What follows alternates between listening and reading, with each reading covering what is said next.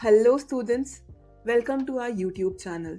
Today we will be starting our topic 3 which is kinematics. तो चलो समझते हैं कि kinematics क्या होता है. Kinematics है ना फिजिक्स की वो ब्रांच है जिसके अंदर हमें सिर्फ मोशन को डिस्क्राइब कैसे किया जाए उससे फर्क पड़ता है. हमें कोई फर्क नहीं पड़ता कि उस मोशन का कॉज क्या है. तो इन kinematics we study ways to describe motion.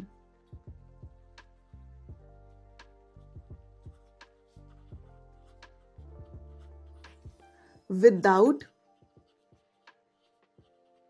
going into the causes of motion.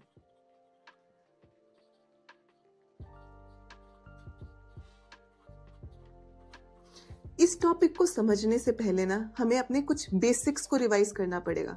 तो चलो पहले समझते हैं डिस्टेंस और डिस्प्लेसमेंट को. डिस्टेंस क्या होता है? अगर मैंने कहीं पर भी कुछ ट्रैवल किया तो जो मैंने एक्चुअल पाथ मूव किया होगा वो होगा डिस्टेंस. तो क्या हम ये लिख सकते हैं? It is the actual path covered by the body.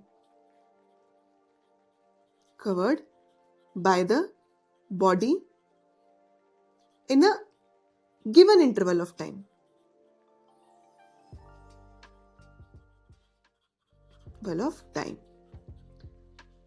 वही डिस्प्लेसमेंट क्या होता है? डिस्प्लेसमेंट है सिर्फ change in position of a body in a particular direction.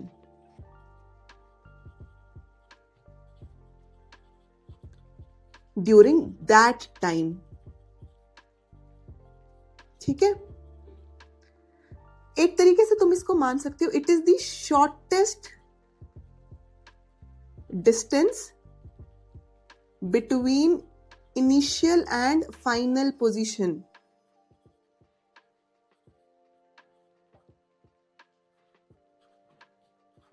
देखो यार, इसी में देख लो तुम्हारे लिए डिस्टेंस क्या है? ये पूरा ट्रैवल ये डिस्टेंस है. बट डिस्प्लेसमेंट क्या है? Shortest distance. तुम्हारा डिस्प्लेसमेंट सिर्फ ये है. ठीक है, हमें पता है डिस्टेंस क्या है? एक स्केलर क्वांटिटी. डिस्प्लेसमेंट क्या है? एक वेक्टर क्वांटिटी. अगर बॉडी ने मूव किया है तो क्या डिस्टेंस जीरो हो सकता है? नहीं हो सकता है.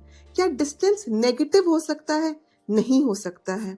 बट हाँ, अगर बॉडी ने मूव किया है तो डिस्प्लेसमेंट पॉजिटिव भी हो सकती है, नेगेटिव भी हो सकती है और जीरो भी हो सकती है ना. तो इससे हमें इतना पता चल गया कि displacement is always less than या फिर इक्वल टू डिस्टेंस. कभी भी डिस्प्लेसमेंट डिस्टेंस से ज्यादा तो हो ही नहीं सकती ना. अब समझते हैं कि स्पीड और वेलोसिटी में क्या डिफरेंस है. Speed and velocity. ठीक है, देखो यार, स्पीड क्या होती है? स्पीड हमें पता है क्या होता है? Distance per unit time.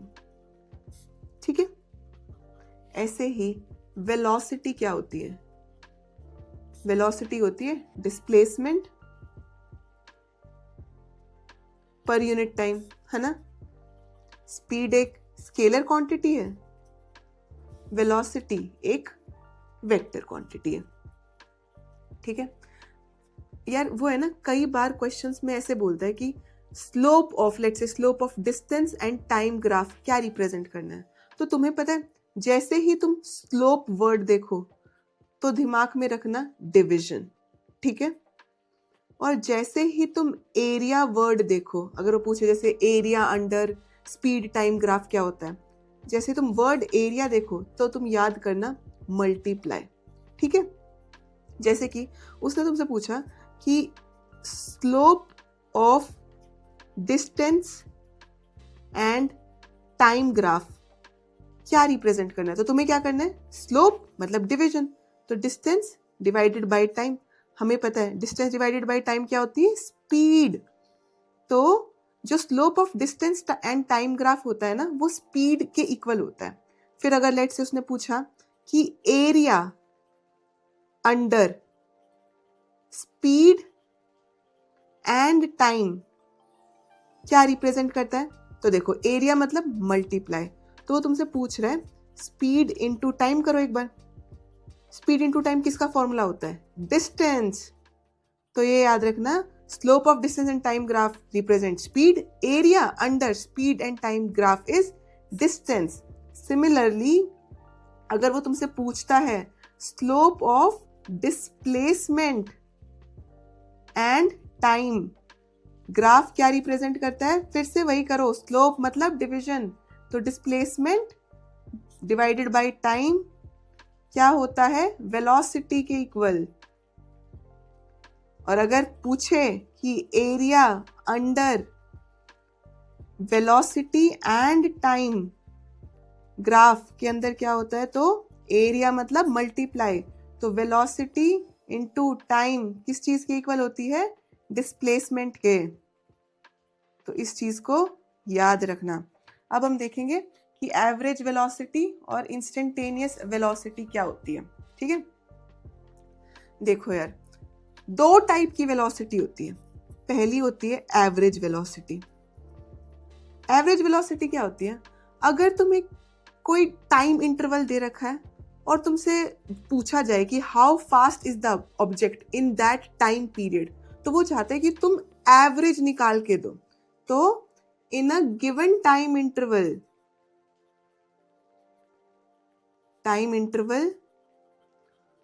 How fast is the object moving, ये तुम्हें कैसे पता चलता है, एवरेज वेलोसिटी से, क्योंकि इसने तुमको एक इंटरवल दे दिया। जैसे उसने बोल दिया कि भाई 5 सेकंड के अंदर उसका कितना फास्ट हुआ, वो तुम्हें पता चलेगा एवरेज वेलोसिटी से। फिर आती है इंस्टेंटेनियस वेलोसिटी। इंस्टेंटेनियस वेलोसिटी होती है कि यार उसकी वेलोसिटी बताओ, let's set a particular time t is equals to 4 second पे, तो 4 सेकंड पे जो उसकी वेलोसिटी थी वो तो इंस्टेंटेनियस वेलोसिटी थी। बट अगर एक टाइम इंटरवल के अंदर तुमने वेलोसिटी निकाली तो हम उसको बोलेंगे एवरेज वेलोसिटी। तो इसको हम ये लिख सकते हैं ना, एट दैट पर्टिकुलर इंस्टेंट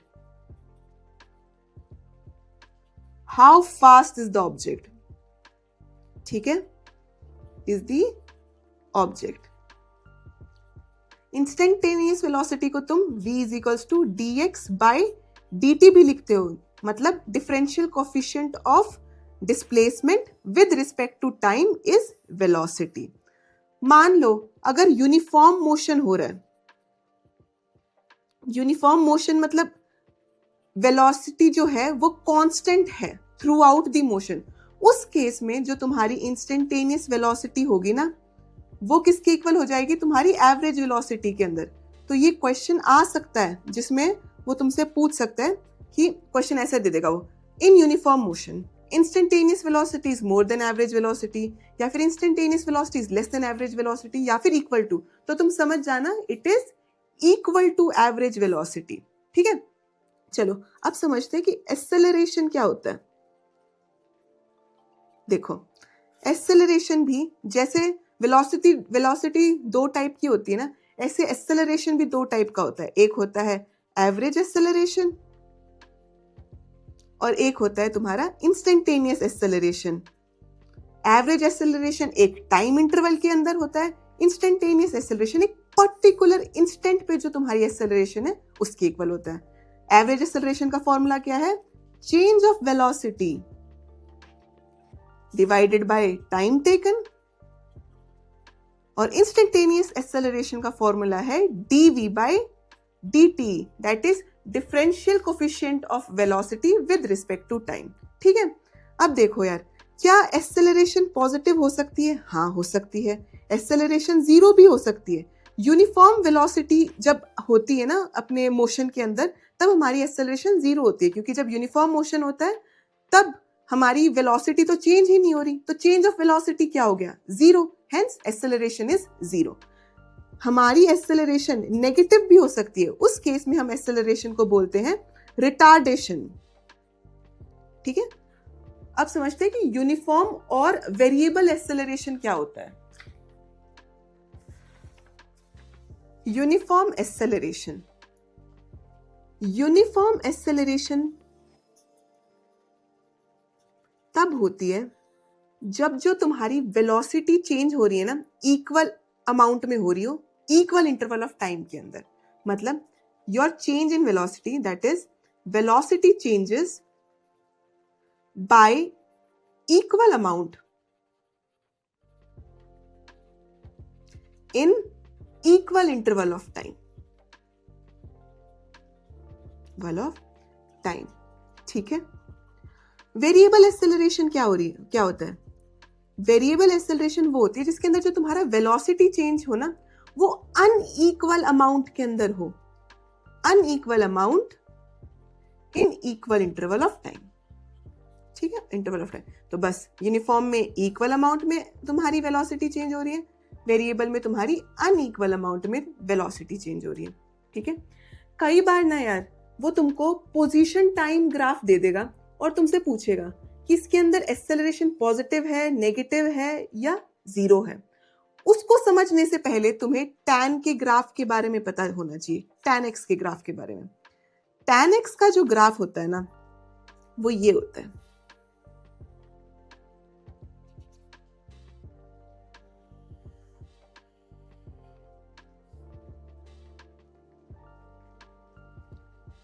समझ गए?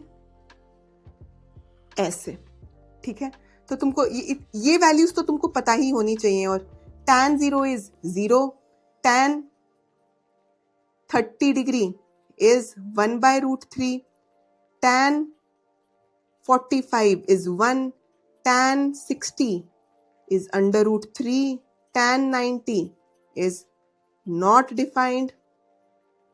ये तुम्हारी 90 डिग्री है। और देखो 90 डिग्री के बाद ये तुम्हारी वैल्यू नेगेटिव में जाने लग जाएंगी। लेट से ये 1, ठीक है, यहाँ पे -1 और ये ऊपर है +1। तो 90 डिग्री के बाद तुम्हारी वैल्यू देखो नेगेटिव है, तो मतलब लेट से tan of 120 एक नेगेटिव वैल्यू होगी, है ना। इसको ध्यान में रखते हुए अब हम समझते हैं ग्राफ्स के बारे में। देखो यार, लेट से उसने तुम्हें 3 ग्राफ दिए पोजीशन और टाइम के बीच में, x एंड t। एक ग्राफ ये था, दूसरा ग्राफ कर्विंग डाउन था, तीसरा ग्राफ स्ट्रेट लाइन था। इस केस में अगर तुम देखो पोजीशन और टाइम ग्राफ हमें क्या देता है? पोजीशन टाइम ग्राफ से हमें वेलोसिटी पता चलती है, और change of velocity with time क्या होता है? एक्सेलरेशन। तो अब देखते हैं इसमें वेलोसिटी पहले क्या थी। देखो यार, ये एंगल 90 डिग्री से बड़ा है ना, तो वैल्यू क्या होगी? नेगेटिव। तो इनिशियली हमारी नेगेटिव वैल्यू थी वेलोसिटी की। ये कितना है?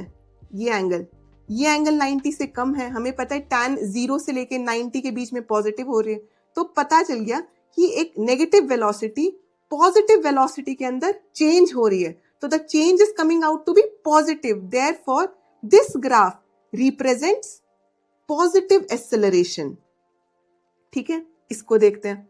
देखो यार, इनिशियली इसका स्लोप वेलोसिटी ये 90 से कम है ये एंगल, तो इनिशियली वेलोसिटी क्या थी? पॉजिटिव। फाइनली वेलोसिटी 90 डिग्री से बड़ी हो गई, है ना। 90 से बड़ी होने के बाद 90 to 180 डिग्री तक tan का ग्राफ क्या होता है? नेगेटिव। तो मतलब एक पॉजिटिव वेलोसिटी चेंज हो गई नेगेटिव वेलोसिटी के अंदर, तो change is negative, hence this is a graph of negative acceleration, मतलब रिटार्डेशन का ग्राफ है ये, ठीक है। इस ग्राफ के अंदर देखो, यहां पर भी तुम्हारा जो स्लोप है लेट से वो 30 डिग्री है, यहां पर भी तुम्हारा 30 डिग्री है, चेंज हो ही नहीं रहा, तो there is no change in velocity. और अगर वेलोसिटी के अंदर कोई चेंज नहीं है तो मतलब this graph represents zero acceleration. तुम इसको बोल सकते हो कि ये यूनिफॉर्म वेलोसिटी का ग्राफ है। क्वेश्चन ऐसा आ सकता है कि which of the following represents uniform velocity, therefore this represents, straight line represents uniform velocity. Graph curving upwards is positive acceleration, curving down, ये देखो ये ग्राफ curving down हो रहा है ना, it represents retardation. Straight line represents uniform velocity. ठीक है, समझ गया, ये इंपॉर्टेंट पार्ट है इस चैप्टर का। ठीक है, अब समझते हैं कि फ्री फॉल हम किसे बोलते हैं। ठीक है, फ्री फॉल, कोई भी चीज जब नीचे गिर रही है, लेट्स से एक बॉल को हम नीचे गिर रही है वो बॉल, अगर मैं एयर रेजिस्टेंस को नेग्लेक्ट कर दूं तो ये बॉडी का फ्री फॉल हो रहा है, क्योंकि इसे अर्थ अपनी तरफ खींच रही है ग्रेविटी के कारण, है ना। तो if air resistance is neglected तो तुम बोलोगे कि इस बॉल का फ्री फॉल हो रहा है। ठीक है, अब देखते हैं यार, ये सब तो हो गया। कई बार ना न्यूमेरिकल बेस्ड क्वेश्चंस आते हैं, उन न्यूमेरिकल्स को सॉल्व करने के लिए ना काइनेमैटिक्स की कुछ इक्वेशन है जिनको हम बोलते हैं काइनेमैटिक्स इक्वेशन। ये हम सब ने पढ़ रखी हैं। ठीक है, क्या थी, सबसे पहले देख लेते हैं। फर्स्ट इक्वेशन क्या है, v is equals to u plus at, where v is final velocity, u is initial velocity, a is acceleration. ये याद रखना यार, ये जो इक्वेशन हम कर रहे हैं ना, ये सिर्फ यूनिफॉर्म एक्सेलरेशन के लिए वैलिड है, वेरिएबल एक्सेलरेशन के लिए वैलिड नहीं है। तो a is acceleration which is uniform.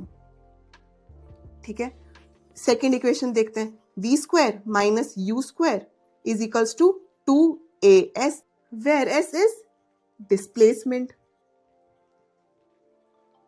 ठीक है, थर्ड इक्वेशन जो है वो है s is equals to ut plus half at square. तो यार तुम्हारे जितने भी न्यूमेरिकल्स आएंगे ना, वो इन तीन इक्वेशंस से सॉल्व हो जाएंगे। ठीक है, with this we have completed our third topic which is kinematics. But इसके जो क्वेश्चंस प्रीवियस ईयर में आए हुए हैं ना, वो काफी सारे आए हुए हैं। That's why will make another video for the questions, previous year questions. ठीक है, आशा करती हूँ कि आपको ये वीडियो भी समझ में आई हो। अगर आपको समझ आई then don't forget to like, share and subscribe our channel. Thank you very much.